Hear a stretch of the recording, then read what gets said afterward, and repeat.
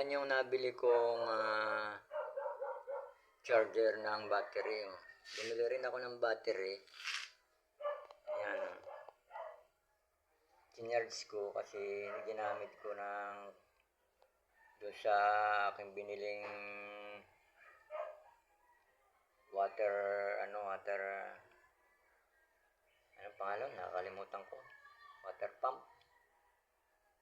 Ay kasi para hindi na ako magpa-charge sa iba, babayad ka pa. Kaya binili ko na, mura lang naman ito eh. Kung gusto niyo bumili nito, naroon sa nasa Lazada or nasa Shopee or nasa TikTok. Maganda ito kasi pwede ito sa motor, sa mga battery. Ito lang, parang monitoring na nagkakarga. Then pag full charge na, yung blinker ng ilaw na ito na yan, na-stop na yan. Puro green na yan. Okay, ito naman yung nabili ko na ito yung nabili ko na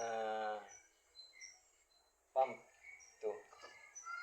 Yan, ikakabit mo naman yan sa battery. Then, kailangan ito ay may hose ito. Wala kang mabili na ako ng hose nito eh. Kaya, hindi ko magamit sa lababo or sa shower. Kasi nga, walang mabili nito sa bayan. Itong